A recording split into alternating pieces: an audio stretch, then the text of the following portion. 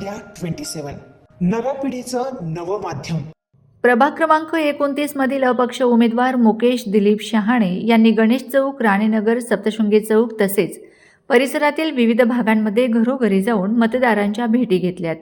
या प्रचार दौऱ्यात त्यांनी नागरिकांशी थेट संवाद साधत प्रभागातील समस्या, विकासाच्या गरजा याबाबत चर्चा केली।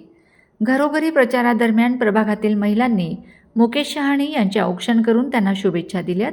यावेळी नागरिकांनीही सकारात्मक प्रतिसाद देत आपल्या अपेक्षा आणि सूचना मांडल्यात। या प्रचार मोहिमेत मुकेश शहाणे यांच्यासोबत कार्यकर्त्यांनी नागरिकांना उमेदवारांचे परिचयपत्र तसेच निवडणूक चिन्ह असलेली चावी देण्यात आली। प्रभागाच्या सर्वांगीण विकासासाठी कटिबद्ध असल्याचे सांगत मुकेश शहाणे यांनी मतदारांचे आशीर्वाद मागितले।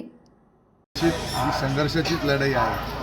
जो घात माझ्यावर केला, जो विश्वासघात माझ्यावर केला, ज्या नराधमानं केला, आज ज्या नराधमाने माझ्यावर जो घात केला आहे, जो विश्वासघात केलेला आहे, त्या विश्वासघाताच्या याच्यावर सगळ्या माझ्या मायमाऊलींच्या, ज्येष्ठांच्या, लहान मुलांच्या, माझ्या मित्रपरिवाराच्या, माझ्या स्वतःच्या आमच्या डोळ्यात पाणी आवरत नाही। आम्ही काय चुकलो होतो, का आमच्यावर अन्याय केला? घरात तुमच्याकडं 2-2, 3-3 तिकडे दिलेले होते, तुमचा प्रभाग सुखी होता, परंतु कुठेतरी मला संपवण्याच्या प्रयत्नासाठी जो अट्टापोटी जो काही आज एक प्रामाणिक कार्यकर्त्याचा बळी घेतलेला आहे, परंतु ही संतापाची लाट तुम्ही बघत आहात। संपूर्ण प्रभागात प्रत्येक माझी मायमाऊली रडते, प्रत्येक ज्येष्ठ श्रेष्ठ रडत आहेत, कारण की एक प्रामाणिक कार्यकर्ता होतो, एक निष्ठेने काम करणारा होतो, परंतु माझी माय जनता त्यांना निश्चित त्यांचा धडा शिकवेल।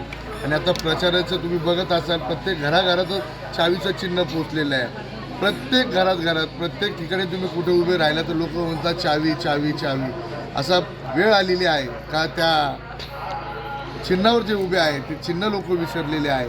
परंतु मला विश्वास आहे माझ्या जनतेवर, माझ्या माईमाऊलीवर। येत्या 16 तारखेला जो निकाल लागेल तो अतिशय वेगळा धक्कादायक निकाल तुम्हाला या प्रभागात बघायला मिळेल। ते तुमच्याबरोबर घात झाला हे मान्य। आता तुम्ही प्रभागात फिरतायत, मतदारसंघात फिरतायत, नागरिकांच्या मतदारांच्या काय प्रतिक्रिया येतात तुम्हाला? 100% नागरिकांच्या सगळ्या प्रतिक्रिया भावूक झालेल्या आहेत। त्या लोकांनी माझं कार्य बघितलेलं आहे, काम बघितलेलं आहे, माझा विकास बघितला आहे। त्यांना मनाला 100% कुठंतरी दुःख झालेलं आहे। हे व्हायला नको होतं, का असं केलं?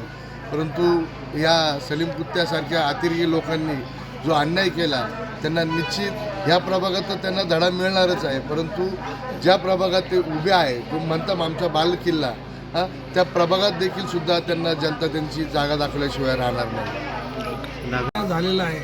याच्यासाठी आम्ही सर्व जण इथं भाऊच्या पाठीमागे आहे आणि भाऊला चाबी हे त्यांचं चिन्ह आहे, हे 15 तारखेला दाखवूनच द्यायचं आहे की ते किती मतांनी जास्तीत जास्त निवडून येतील, ते आमचे प्रयत्न राहतील।